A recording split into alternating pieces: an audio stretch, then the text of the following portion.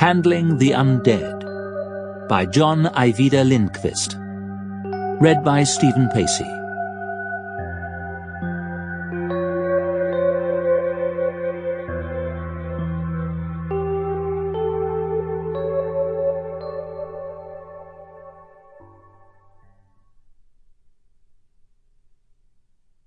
Solidarity is always directed at one of us, and us cannot refer to everyone, for we assumes someone who can be excluded, someone who belongs to the others, and these others cannot be animals or machines, but people.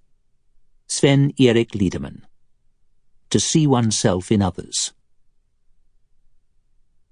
All that we hope is, when we go, our skin and our blood and our bones don't get in your way, making you ill, the way they did when we lived. Morrissey. There's a place in hell for me and my friends.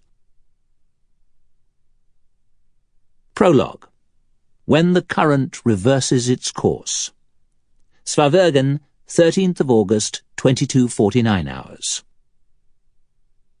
"Salut, Commandant!" Henning held up the box of Gato Negro and toasted the metal plaque in the sidewalk. A single withered rose lay on the spot where Prime Minister Olof Palme had been gunned down 16 years earlier. Henning crouched down and ran his finger over the raised inscription.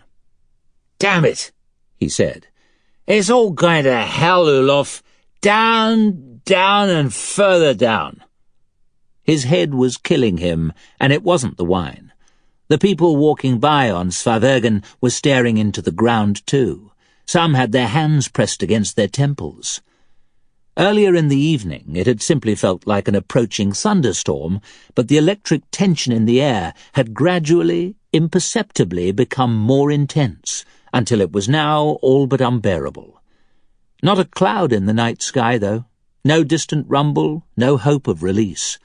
The invisible field of electricity could not be touched, but it was there.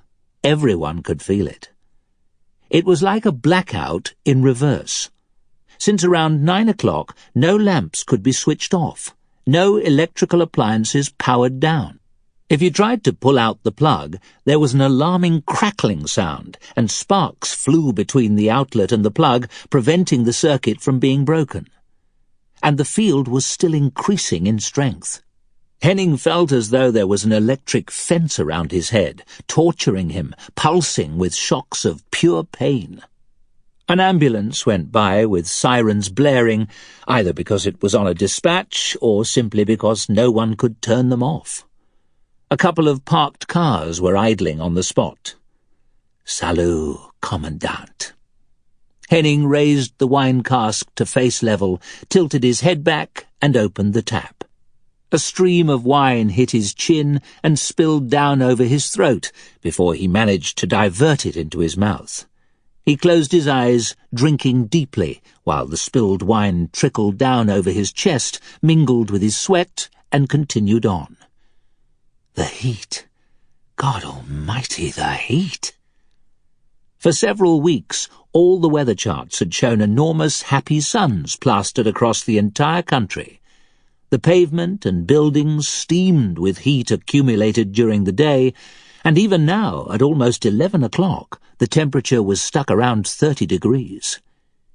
Henning nodded goodbye to the Prime Minister and traced his assassin's steps towards Tunnelgarten. The handle of the wine cask had broken when he lifted it out through an open car window, and he had to carry it under his arm. His head felt larger than usual, swollen. He massaged his forehead with his fingers. His head probably still appeared normal from the outside, but his fingers, they definitely swelled up from the heat and the wine. This damned weather, it's not natural. Henning steadied himself against the railing, walking slowly up the steps cut into the steep footpath. Every unsteady step rang through his throbbing skull. Sample complete. Ready to continue?